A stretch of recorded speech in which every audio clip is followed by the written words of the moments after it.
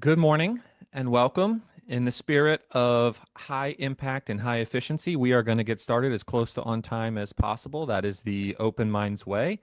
Thank you so much for joining us. My name is Will Bernholz, and this is a webinar hosted by OpenMinds. We are a nonprofit focused on one of the defining challenges of our time. How can we meet the dual challenge, the demand for more energy, while materially reducing the risk posed by climate change by reducing emissions? More energy, less emissions fast. That's what we're working towards. I'm really excited to be a part of this session today. For now, I'll hand it off to our Executive Director, David Baldwin. Thank you, Will, and thanks to all of you in the OpenMinds family for joining us today. To help frame this important discussion, we're honored to be joined by Dr. Guy Brasseur, one of the world's most respected climate scientists. Guy has spent his entire career working at the intersection of science, policy, and decision-making, and he has a rare ability to explain this very complex issue clearly and honestly. Guy, thanks for being here with us today. Shall we get started? Yes, good morning to all of you. Thanks so much, Guy. Let's start off by asking you to provide a little background on your career and your work on climate risk assessment. Yeah, so I'm Guy Brasseur, originally from Belgium, and I worked in Belgium at the Space Institute for a while before moving to the US in 1988, and worked at the National Center for Atmospheric Research, NCAR, in Boulder, Colorado. Later on, I moved back to Europe, became director of the Max Planck Institute for Meteorology in Hamburg, Germany. And so my topics have been really to work first on the ozone layer and ozone depletion, the ozone hole related issue. Then I moved to more air pollution questions. And finally, I got in Hamburg in particular, deeply involved in climate research. And so what I'm trying today is to bring all these pieces together in an Earth system approach. That's fantastic, Guy. Let's jump to the IPCC Fourth Assessment that formed the basis of the Paris Agreement. You had a significant role as one of the lead coordinating authors of that important document. Can you tell us a little bit about the IPCC and that process that led to the Paris Accord? Yeah, so the Intergovernmental Panel for Climate Change, IPCC, is, first we should remember it's a governmental organization. It's not an organization put together by the scientists.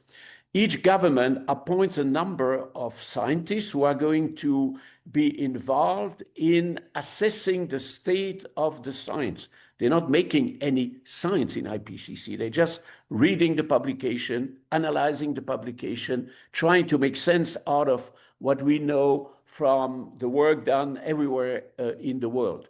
It's organized through panels, to reports, and finally, every 5 years or so, IPCC produces a document that is a summary of what the community said and thinks about climate change. And this document is very much reviewed by the community. We usually get 20, 30, 40, 50,000 comments from the community. And then finally, it is approved by the government, and it becomes the basis for policy making around climate. So it is, one should always remember that, it is a document when it comes out, or these are documents when they come out, that are policy relevant, but they are not policy prescriptive. It is up to the politicians and the decision makers to make sense of the basic science that is coming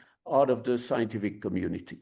And Guy, roughly how many scientists would have worked on the IPCC over the last 15 years, say? I don't know, I didn't count, but I would say hundreds and maybe thousands. I mean, a large number of the community is involved. A single chapter in a report probably have 40, 50 co-authors. So multiply that by maybe 30, 40 chapters for each report. Wow, very, very, very thorough. Well, let's get into some update and understanding of climate now. What are the 3 to 4 most important things that we need to know about the current state of climate, Guy? Yeah, so the community has been working on the topic now for for a number of decades. And so I think there are a number of things that are clearly understood. First of all, clearly the Earth is getting warmer and warmer, and it's probably about 1.4, 1.5 degrees warmer than it was during the pre-industrial time. I think this is solid knowledge based on observation. The second point, of course, is that this warming leads to a number of direct consequences that we all feel. More extreme events, more heat waves, perhaps drought in certain areas, fires, wildfires, more and more frequent. We see that more and more. So all that happens at a time when the greenhouse gas concentration in the atmosphere is at a record high. It is clearly related. And I'm going to show you a first slide here, if you allow me to Please. share my screen here and basically show you, I think it's probably working, right? Yes. You can see on the left essentially how the CO2 mixing ratio concentration in the atmosphere has been increasing. These are measurements made at Mauna Loa since 1957.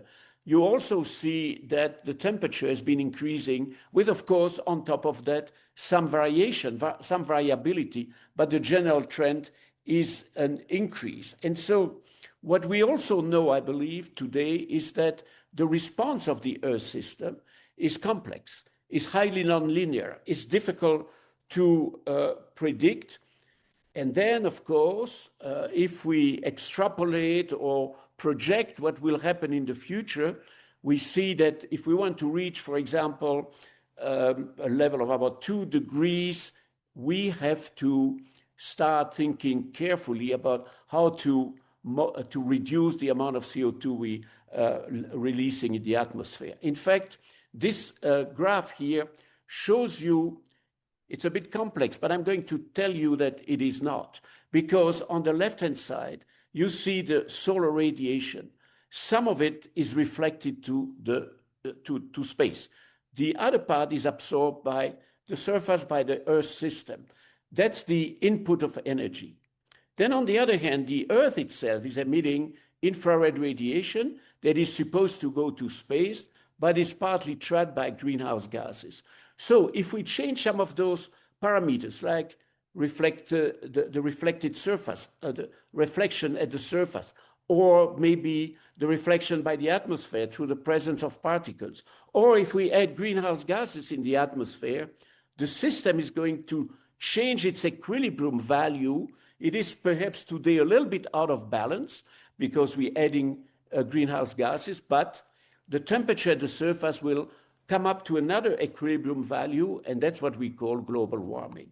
In reality, what we want to do is to try the warming limited in order to limit the impact on a number of ecosystems, polar ice, boreal forest, Amazon rainforest, the Sahara, etc. And you see that the scientific community is really recommending that we do not go over 2 degrees.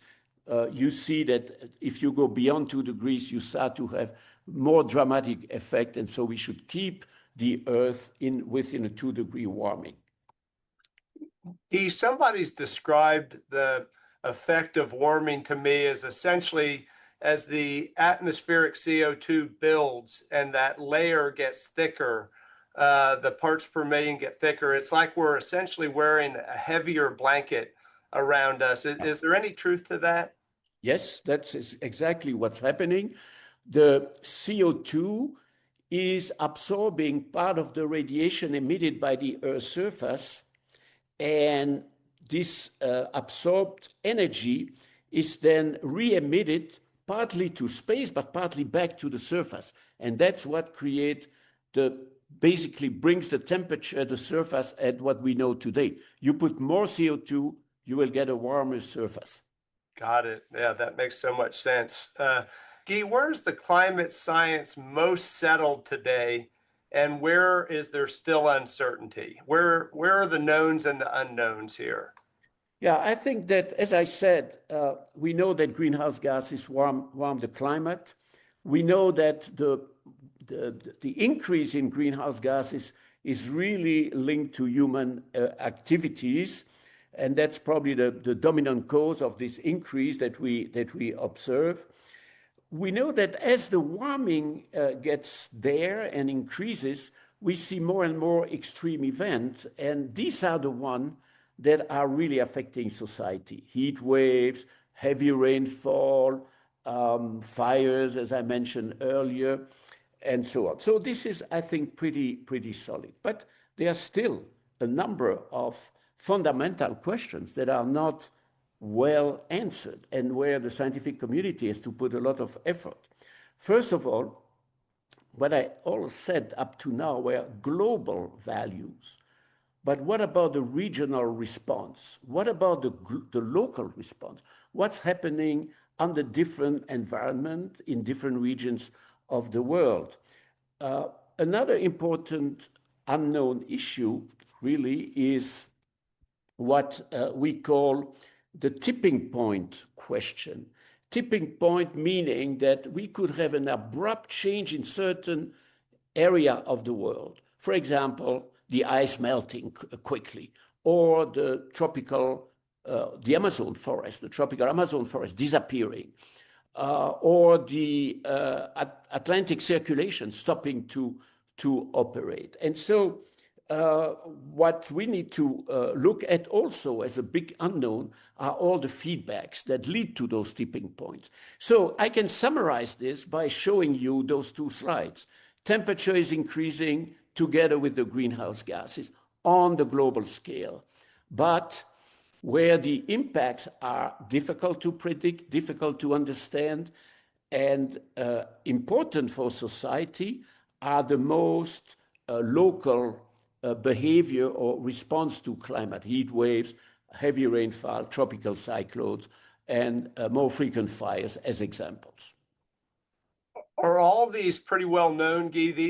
These are all things that many of us live in the States, and we've seen more heat waves. We've seen more drought and hot and dry events. But in practical terms, are we highly confident that we're going to see more of these type of events in our future over the next coming decades? Well, if we look at the past to learn what has happened, and here I have a few slides again that will show you this, you can look how the US, for example, the situation in the US has evolved over the last decade. So this is, for example, here the change in the fire weather days, the changes between 1973 and 2024. You see that the changes have been pretty large and substantial in the Western US. That's a consequence of drier situation and warmer situation, and perhaps more winds that kind of fuel the fires. If you look, in fact, at the drought or the extreme moisture situation, and you look here at the trend between 1900 and 2023, you see indeed that the West becomes drier and the East becomes wetter. We can look, for example, at a specific aspect of the hydrological cycle, which is the downpours, the strong precipitation, and how they have changes here between 1958 and 2021. And you see that we're not talking about 2 or 3% changes. We talk about relatively substantial changes over this period, and very different from region to region, showing you again the regional aspect of climate. Looking at severe storm and the number of severe storms, these are the storm that cost at least $1 billion, and how they have evolved between 1980 and 2024. You clearly see an increase. And finally, if you look at the sea level since 1920 until 2020, you see basically that around the US, the sea level has been increasing substantially, on the average here 14 inches, with high tide flood days more and more numerous. So there are indicators that climate is changing. And of course, we expect that in the next year, decade, those trends will go on for a while, depending, of course, on how we continue to emit greenhouse gases in the atmosphere. So these aren't necessarily future problems. They're today problems that are all sort of moving up and to the right. Is that correct? Yeah, these are current problem, but of course, the models that try to do projection for the future show that this kind of trend will continue. That's great. I'm just going to remind everybody in the audience that if you have a question for Dr. Brasseur, please submit it digitally, and will moderate those questions. We're about 5 minutes away from the open questions. Guy, in your view, what climate-related risks are most often underestimated or misunderstood by governments and corporations? What are we missing in our leadership today? Yeah, I think there are several of those. I'm going to cite 2 or 3 or 4 of them. First of all, it's the cascading risks. We talking a lot, policymakers talk a lot about the temperature and maybe precipitation, but there are a lot of risk beyond that as impacts. So those cascading risks associated with heat, drought, etc., are important. And one of them could be the grid stress, for example, of the electrical system. There are clearly an issue about reversibility or irreversibility. For example, if we get rid of the ice in the Arctic, it's probably to stay like that for a long period of time, even if we completely suppress the emission of greenhouse gases. The system has a long inertia, and so turning the knob on CO2 will not restore the Earth as it used to be. So there is a strong irreversibility issue. And then, of course, we'll talk a little bit perhaps about what we should do, but one of them is to adapt and to create a society that takes into account the fact that climate is changing and adapt to it. And of course, there are limits to adaptation. Not all impact can be engineered in a cost-effective way, and so the question of irreversibility, I think, is still misunderstood by many. That's great. So if we could wave a wand to reduce these risks today, what are some of the solutions at our disposal, Guy, that we can really use to reduce risk? Well, I think we have 3 ways in front of us, 3 methods that we could be using. The first one is called mitigation, and this is essentially to reduce the emissions of greenhouse gases. So that's the real way of keeping climate at a level that's very similar to what it is today. Mitigation, and of course, I can show you here one graph. You see here the global mean surface warming as predicted by a number of models, showing you essentially 2 scenarios. One is that no climate policy is implemented. In other words, business as usual, we let things go, and the temperature will increase and reach, maybe in 2100, 5-6 degrees Celsius. But we could also do mitigation and reduce emissions drastically and try to keep the global warming at a level that is below, let's say, this threshold of 2 degrees that we talked earlier. And that would be the blue curve there. Now, can we do that? Some people doubt, because it needs a lot of actions, a lot of changes in the way these industry function, the society function, the people behave, etc., different countries involved. So we might go over 2 degrees. And so in that case, we need to start adapting. And that's the other point that I made it here, adaptation. And, adaptation, of course, is also very costly, because it requires to take a lot of measures at the global, regional, and local scale to protect us from the impact of climate change. And so I'm showing you here a slide that is very kind of symbolic, if you want. We have to do a number of things here, 2 or 3 examples, construct coastal defenses, make the homes more resilient, maybe relocalize cities and those kind of things.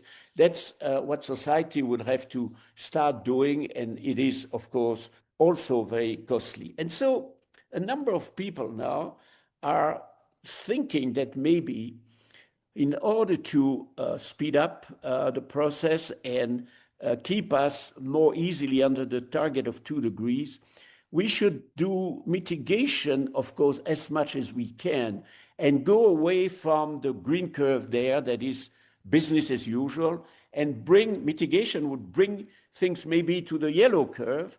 The yellow curve would still go over 2 degrees, probably because mitigation might not be sufficiently efficient. And so we could complement the mitigation by some geoengineering approaches. Now, geoengineering can be different things. It could be capturing some of the CO2 from the atmosphere. It could also be putting more particles in the atmosphere and reflecting some radiation. You remember the slide I showed you earlier with the energy. Either you increase the reflection to space or you reduce the level of the greenhouse gases. So this is controversial. Geoengineering is controversial. It might have consequences that are unwanted because we don't know if we implement some of those engineering techniques, what's going to happen in certain area of the world. People say it might keep the temperature, the mean temperature at the right level, but it would create regional effect that could be very negative. For example, moving the monsoon in India, those kind of things could be happening. So it is a topic of research, but I think it's an interesting topic. And it's a topic also where the engineering community needs to discuss with the scientific community to see what is doable. So that's basically what I wanted to tell you in response of this question. So Guy, I sort of hear mitigation and geoengineering, or really the last phase. Geoengineering is almost our insurance policy that we have to have at the ready if we're not able to mitigate and avoid the worst consequences of climate change. Is that fair? Yeah. That's great. Well, I'm going to turn it over to Will to moderate questions. It looks like we've got some really good ones coming in. So Will, back to you. Thank you. And so just as a reminder, if you drop your questions in the Q&A box there on Zoom, we will go through those and answer them in turn. And so our first question was, are you more optimistic or pessimistic than you were 10 years ago? How has your outlook on climate risk evolved, and what has influenced that change? Yeah, I'm relatively optimistic. I think I've always been optimistic in a way because, the problem of climate is solvable. And it's very difficult to perceive this concept of solvable problem because we hear so much about it and it's so politically brought up, when in fact, just listen to what the scientists say and listen what the engineers say in response. So I'm optimistic in a certain sense because, yes, technology have improved. We're doing a lot of things, in terms of energy storage, changing the way we produce energy. We manage the grid much better. We understand the problem also much better. And what is very important, and I'm saying that here in particular, we now have more and more a private sector engagement. 10 years ago when I started, we were kind of talking about science, but nobody was listening to us. Now, people realize that it is a problem, and the private sector feels that it's a solvable problem. And so we need to really work together to see what are the best way by which we can proceed. Now, am I completely optimistic? No, for several reasons. First of all, we see the carbon budget become more and more narrow. We consume, and the trend is still positive. So we need to do more. The impacts are more and more visible. You saw that on the slide that I showed you a little bit before, higher impact, accelerating impact. So I'm getting worried about that. And then finally, there is a political and an international fragmentation. It's very hard for a citizen to understand really what's happening and what should be done. We hear so many different messages. The problem has been so politicized that finally it's difficult for scientists to just stay out of this and say, look, here are the numbers, here are the data, here are the facts, here are the model projection. We, as scientists, recognize that the science is not completely known, that there are uncertainties, so it's a matter of risk. And so we want to really try to have a cool discussion about how we all work together to solve this problem. Thank you for that. I think in that same vein, there was a question asking for a simple way to describe the impacts of warming and of these changes to climate. So, for example, could you say something like, it looks like there are twice as many severe weather events around the world on average as 100 years ago, and as we head towards 3 degrees centigrade, the number of severe events will likely triple. Do you have something like that, a simple catchphrase or a way to explain to a layperson what is happening? Yeah, so just look at the past, the weather. And when I say the weather, I'm not talking only on the meteorological weather, but a number of things that are happening, extreme events, the number of rainy days that you have, etc. So the meteorological community is keeping statistics on that, and the statistics is used by the climate scientists to look at the long-term trends. So we always have to separate, this is very important, separate short-term effect, weather. This year might be very cold. Still there is global warming.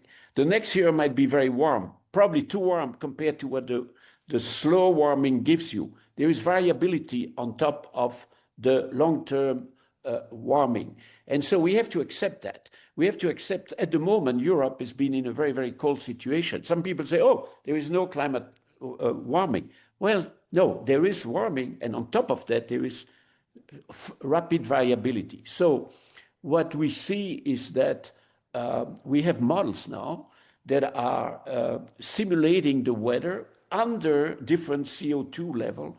And those models will show you how not only the mean value is changing, but the variability is changing. And the variability is all the extreme event, the weather, the fires, everything that goes with this. So we should not say the weather will change. We should say the probability that the weather gets worse is increasing. The probability, it's all a matter of probability and likelihood. We have a question here on one of your points towards the end about geoengineering. Coming from one of our board members who knows a thing or two about engineering, Artigius. He said, good engineering is based on learning from errors. How can geoengineering learn without catastrophic impact? Yeah, that's a very good question, because we have to remember that we have one Earth. We don't have two Earths. We cannot say, okay, we made a big mistake, but we have the other Earth available. So this is why people are very nervous about geoengineering. And so the best we can do first is to use a model that simulate the best possibly how the Earth would be reacting, responding to an emission or to some action that would be taken. Now, you have two kinds of geoengineering aspect. One is to reduce CO2 from the atmosphere. I don't think this raises a lot of questions, because basically, declining, reducing the emission and taking some CO2 out of the atmosphere is really going to a situation that we know from the past. It would bring the Earth back at what it used to be. And we have a real model, which is the past information, the past knowledge, to tell us that this could be reasonable. But it's not entirely true, because in the meantime, we have irreversibly changed some of the condition on Earth, like the ice has been melting and so on. So we're not going to go back to exactly the same Earth. So still there are issues. The other geoengineering technology that is mostly discussed is to fly airplanes in the stratosphere and let them emit particles, and these particles would reflect some of the light of the solar energy back to space. Now, do we have an equivalent in real term of that? Not if we go necessarily like in the CO2 issue back to the past, but we have volcanic eruption that have injected particles in the stratosphere in large amount. And we have noticed that 1 or 2 years after those eruptions, the temperature at the surface was decreasing by 1 degree or something like that, depending a bit of the region. And so we have some real model of what happens if you do this. But a volcano operates for a few hours or a few days, and then the particles go away after months and maybe 1 or 2 years also. So if we did geoengineering like that, injecting particles, we would have to inject them all the time, constantly, every year, continuing. We don't know exactly how the Earth would react to that. Now, we use models to do that. But of course, models are not reality. Models are, some believe in the models, but some also know that the models can be sometimes not perfect. And so the consequence of that is that if any of the geoengineering issue was taken or method was implemented, it would have to be after a lot of science, but also international agreement to do that. What we cannot accept, I think, is that tomorrow the Chinese or the Russians or the US alone, without a consensus, decide to build those kind of geoengineering techniques and put them in place. Maybe the military would be even interested in those kind of things because it could improve the climate here and make it worse there. We have seen that with artificial weather, for example. And so it is a big political issue that requires an international consensus and a consensus of different partners, private sector, government, scientists in different countries. Thank you. So that was on geoengineering. Here is a question on mitigation. What is your personal opinion on the sale purchase of carbon credits as one of the mitigation techniques? Yeah, I'm not really a specialist on that, and I don't know quite what to say. I think it can help. There is, of course, an issue that that's related to this, that some countries have the right to grow in the world, and if you kind of allow them to grow, you have to make sure that and to grow meaning more emissions, there is a compensation in terms of carbon emissions in other parts of the world. So that's, I think, one of the reasons behind this. But, I'm not sufficiently a specialist that I can say something interesting on this topic. So I would prefer to defer that to economists to really know how that works. Okay. We've spoken a bit about the science. Now we have a question on the politics, and to get your take on that. The question is, how big of an impact has the current Trump administration had on the issue of climate change in the U.S. and globally? Have they reversed the course, slowed it down, or had no real impact? So I think that we have to distinguish between different countries or different parts of the world. I'm a European, and I know that Europe remains very much committed in mitigating and taking all kind of measure to reduce the emissions and keep the climate in below 2 degrees. And they even say below 1.5 degrees, which I think now is a dream, but this was the idea at the beginning.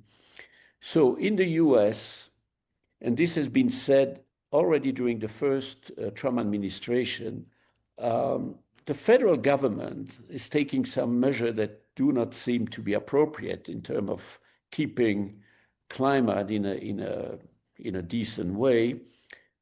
But the states and industry are taking a kind of different point of view. Many states are continuing to take measure, when you build a house to make it more climate friendly. There are a lot of examples where at the local scale, people still take action to protect climate. And I think that essentially, what the Trump administration is doing is going to have a negative impact. And in particular, the fact that CO2 is not anymore kind of a greenhouse gases that should be considered to be a pollutant will have some impact. But the real issue, I think, for the future is to look what happens in Asia, what happens in China. China is doing a lot to reduce emissions and protect the climate. Other Asian countries are following that.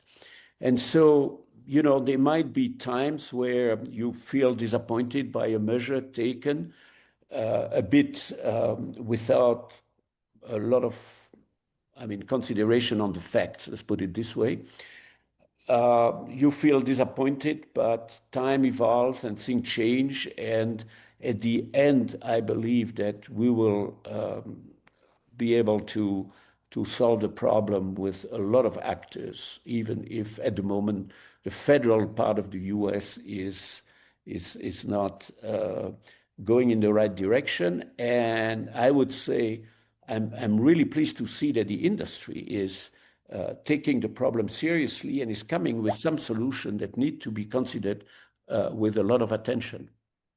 To that end, we have a question on the AI revolution and how that is driving energy demand and consumption to be quickly increasing. How can we potentially partner climate policy with this AI innovation, with this growth in energy demand? What are you seeing in that area? There are already initiatives and action taken to use AI to facilitate different things. First of all, the research itself. You know that now some of our climate models start to have AI component. You have even weather forecasts that are done entirely by AI, by basically looking at previous situation over the years, and you train your system to reproduce those when they appear at a given time. A lot of countries now are investing in getting AI in the science. But of course, in the management of the carbon budget, it is also an issue where a lot of initiatives are emerging. I hope we will emphasize that, we will support that. Again, I was talking about China. I see in China a lot of initiative to build systems that will probably do exactly what you are mentioning.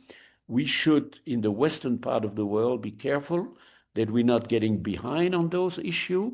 We need to invest there, industry as well as the academic sector, in order to let us to be at the forefront. Now, all being said, the human brain remains important, because in addition to replicating, what we know from the past through AI system, we need also to introduce judgment and consideration that go beyond what AI is doing. And so I'm thinking about the new generation of scientists and engineers who are going to be involved in this AI revolution that's coming up. I think it's great, but they should still keep a critical mind, a judgment mind, and sometimes more than just rationality. Try to understand also what people are and what people need. Okay, I think we have time for one more short one. This question is, we have a lot of energy executives here on the line and as a part of the network. If you could have one critical climate concept that energy executives would incorporate into their strategic planning, what would it be? I think that the real fundamental issue is the emission of CO2 and other greenhouse gases, but CO2 is, of course, at the forefront. A lot of people have been criticizing the industry over past, saying, you are destroying the climate. But we should always remember that energy has been the vehicle for the Industrial Revolution, the progress that we know, and that we need to keep a society that has energy available. But we have to change fundamentally the way we produce this energy, we distribute this energy, and we use this energy. And so I think industry needs to be part of that, but it needs to be part of that in a dialogue. Finally, I would like to say that we're talking about very applied aspect now and how we apply things to society. It's important also that we keep, that's not so much for the industrialists, but they should recognize that and maybe support that. We still need some fundamental science that is fueling the application. In history, the history of the US and the success of the US in the last century has been through a number of fundamental scientists who have brought new concepts. So we need to bring together new concepts, support the people who are doing fundamental science on this issue, or when I say science, it's also technology and engineering, and connect that with the need to redesign really our way of producing, using energy. And in fact, as I always said, our generation has been diagnosing a problem that was the climate problem, and they didn't quite know how to do with that problem. The next generation, the younger generation today, has a new task, is to reshape society in a way that gives us energy, but makes such that our environment is maintained or protected at least, and that we still be happy and successful in the world, not just in the West, but everywhere in the world. Guy, that's a fantastic wrap up. And just to sort of bring us to a close, you were describing what we at OpenMinds call the dual challenge. The world will continue to need more energy, but the effects of climate change are real and we need to address them soon. So we call that the dual challenge. And we've been brought together by an event that you and I are going to be co-hosting this summer, OpenMinds and you and many of your climate experts. But can you tell us a little bit about that summer event that we'll be working on together before we wrap up? Yeah, I think it's a very important meeting because it's a first in a way. It's an attempt to bring together, the real academic scientists that have been working on this problem without quite knowing how to deal with it in terms of society, and the people who are responsible have a responsibility of providing what the society requires, energy to live. So the dialogue is important. And so we're going to have a meeting with a few people, not a large crowd, but a few people who are really engaged in trying to establish this bridge, closing the gap, talking, initiating a new way of thinking where science is and engineering and the economy and the financial sector and the energy sector, et cetera, work together towards the idea that, yes, we can have this problem behind us by creating a new way of living, of working, of operating. And so we're going to have this meeting in Telluride this summer, and I'm really looking forward to it. Thank you very much for bringing together both the climate and energy experts from around the world. to help us look towards the future and a solution to the dual challenge. Guy, I want to thank you. That was an extraordinarily clear and thoughtful discussion. If there's one theme that stands out, it's this: the science is not abstract and the timeline isn't as distant as many people think. Climate change is already shaping our physical systems, daily economic risk, and the choices that we're making with our energy needs. And the decisions made over the next decade are going to be incredibly important.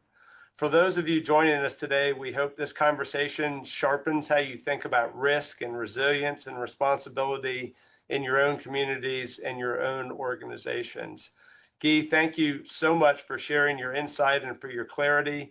And thank you to everyone who joined us. We appreciate your time, leadership, and willingness to engage seriously with one of the most important challenges, the dual challenge of our time.